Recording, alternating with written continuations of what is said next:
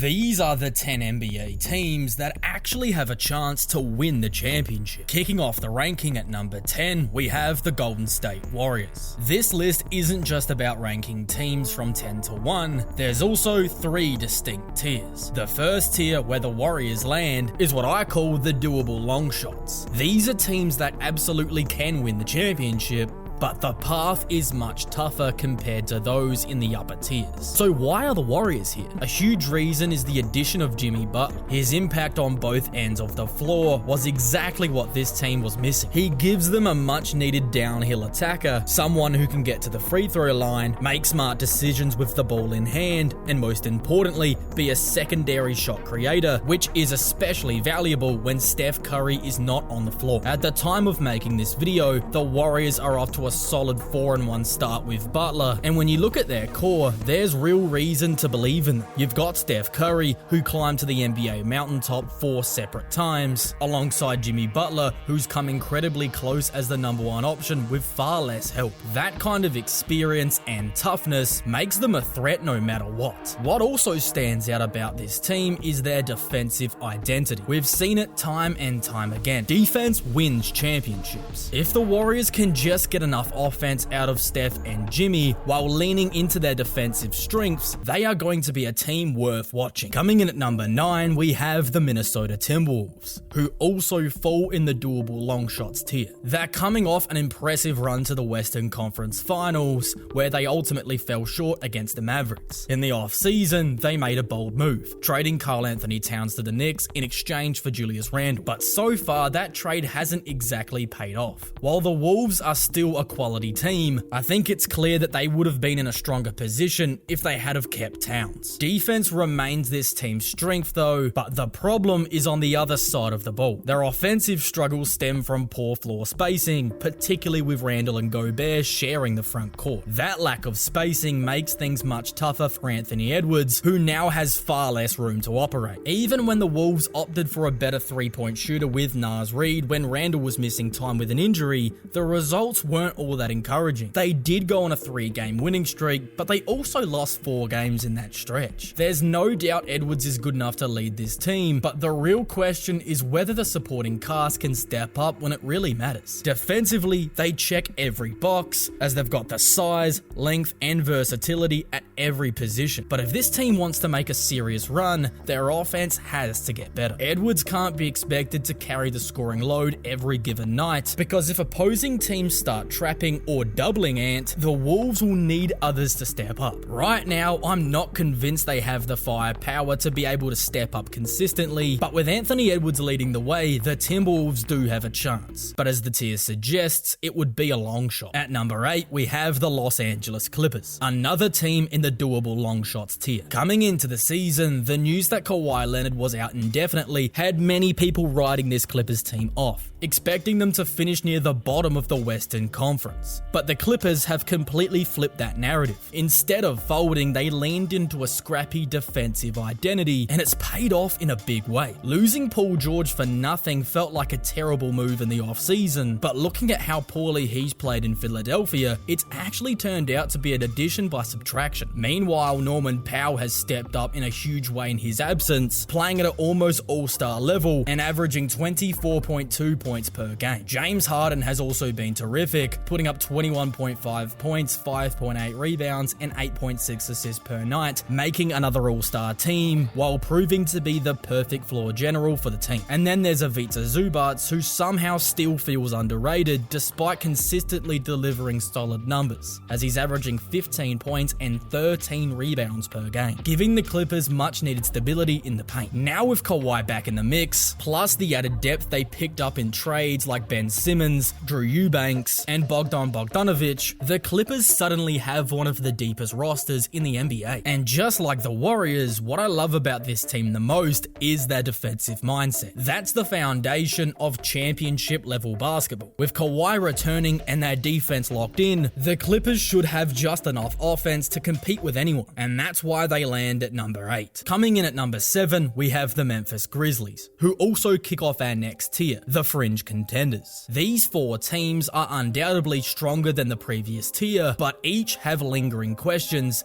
that keep them from being true championship favorites. For Memphis, the big question revolves around Ja Morant. They've played extremely well this season, with Jaren Jackson Jr. taking a step into all-star level basketball, and they've also received great contributions all over the roster. But Morant has missed significant time, and even when he's been on the floor, he hasn't looked like his usual explosive self. If Ja can put together a solid 20-game stretch before the postseason, getting back to that Ja Morant we all know, then a lot of these concerns disappear. But if he doesn't, I have a hard time seeing this team make a deep playoff run with Jaren Jackson Jr. as their number one option. Their offensive system is unique and catches teams off guard throughout the regular season. Morant and Jackson Jr. both prefer to drive left, which presents a different look for opposing defenses. But in a playoff series, when teams have time to adjust and game plan, that edge gets neutralized. Another concern is their reliance on two rookies in the starting five, Zach Edey and Jalen Wells. Both have been incredible so far, but the playoffs are a different animal, and it's fair to question whether or not they'll be able to maintain that level of play when the pressure ramps up. At the end of the day, I have too many questions about the Grizzlies to put them in the upper echelon of contenders. But as the name of the tier suggests, they do have a legitimate chance, if they can answer these questions when it matters the most. In at number 6, we have the Milwaukee Bucks. With Giannis Antetokounmpo and Damian Lillard leading the charge, they boast the highest scoring duo in the NBA. And after adding more defensive and athletic pieces at the trade deadline, they've certainly got the firepower to make a deep run. Giannis is a proven champion, and the way he takes over games is unlike anyone else in this league. He relentlessly attacks the basket, using physicality to dominate in a way that's far more consistent than relying on jump shooting. Come playoff time, assuming he's healthy, you can pretty much pencil him in for 25 plus points, 10 rebounds, and 5 assists on elite efficiency every single night. But that's the problem. Since winning that 2021 championship, the Bucks are yet to have a single playoff run where their best 3 players are available. And now Giannis is again dealing with a lingering calf issue on his left leg, the same injury that kept him out of last season's playoffs. There were talks about him continuing to rest and recover, but with the Bobby Portis suspension, those plans likely had to be scrapped. Right now, Giannis is having to play, and he just doesn't look like himself. His game seems more grounded, and his legs can't quite keep up with the rest of his body. Beyond the health concerns, the Bucks struggled with pace this season. When they push it, their offense thrives, but their defense suffers. But when they slow it down, they defend much better, but their offense then stalls. That's why the trade deadline moves were so important for this team, adding more athletic, defensive-minded players, which is allowing them to speed their game up without completely sacrificing the defense. As I mentioned in my recent video on the Bucks, if they can crack top 10 in both offense and defensive ratings, which they're currently close at, sitting 11th and 13th respectively, and stay healthy, they'd be in the top tier of contenders. But until that happens, they land right here at number 6 for now. Now in at number 5, I've got the New York Knicks. And honestly, after their brutal loss to the Cavaliers, I almost dropped them a spot, but for now, I'll give them the benefit of the doubt. The pairing of Karl Anthony Towns and Jalen Brunson has been really impressive in their short time together. Brunson's an absolute dog and had an incredible playoffs last season, but Cat in particular is having one of the best years of his career, currently ranking top 5 in MVP voting while averaging 24.8 points and 13.4 rebounds per game on elite efficiency, shooting 53% from the field and 43% from deep. The added floor spacing and shot opportunities he's getting in New York have clearly took his game to another level. Offensively, the Knicks are much improved, thanks large in part to what Karl Anthony Towns brings to the table. But on the other end, they are struggling. Losing Isaiah Hartenstein's defensive presence at the 5 has clearly hurt them, and it shows. Cat isn't close to the same level of a rim protector, and teams are relentlessly attacking him in the pick and roll, exposing his slower foot speed and getting easier looks inside. But the defensive issues don't stop there. The Knicks are the worst team in the league at defending the 3-point line, and that weakness was put on full display against Cleveland, the best 3-point shooting team in the NBA, as they got absolutely ran out of the building in a 142-105 blowout. And it's not just been one bad game. Against the league's best teams like the Celtics and Thunder, they've been consistently outmatched and often blown out because their defense simply doesn't hold up. As I've said plenty of times in this video, you need strong defense to win championships. championships. And right now, if the Knicks don't improve on that end, they won't have a serious shot. However, there is hope. Mitchell Robinson could be nearing a return, and he's proven to be a good enough defensive anchor throughout his career. If the Knicks can roll out a lineup with him at the 5 and Cat at the 4, that could help with some of their defensive struggles. But Mitchell Robinson was supposed to be back months ago, and if he doesn't return soon, they won't have enough time to test out those new lineups and build chemistry to be able to really go to them in the playoffs. If the Knicks want to be taken as serious contenders, getting him back sooner rather than later is absolutely crucial. At number 4, I've got the Cleveland Cavaliers. Now, some might say they deserve to be in the top tier of contenders, but hear me out. I still have them outside of that group. This is a completely different Cleveland Cavaliers team compared to last season, and that's why they're so much better. Before their game against the Knicks, Kendrick Perkins made a comment about how Donovan Mitchell-led teams always look good in the regular season, but fall apart in the playoffs. And yeah, that's been true in the past, but I don't exactly think that take applies to this version of the Cavs. The biggest reason why I have them as fringe contenders is their youth. It's incredibly rare for a team this young, with a new head coach and a completely different playing style, to win a championship in their first year together. That being said, I do love the addition of DeAndre Hunter at the trade deadline. He gives them a legitimate 3-and-D wing, something they've desperately been searching for. But even with the added depth, there's still moments where their defense falters, and that's a big concern. I also have more questions about Donovan Mitchell. In past playoff runs, we've seen him take a lot more shots than usual, and not only not be very effective, but he also has thrown his teammates out of their rhythms. Last year's series against Orlando was a prime example, as when Mitchell dominates the ball too much, it does disrupt the flow of the offense, and the rest of the team struggles as a result. If Cleveland's going to make a deep run, they need Donovan Mitchell to continue to play within the team's system, rather than trying to overtake the game all by himself.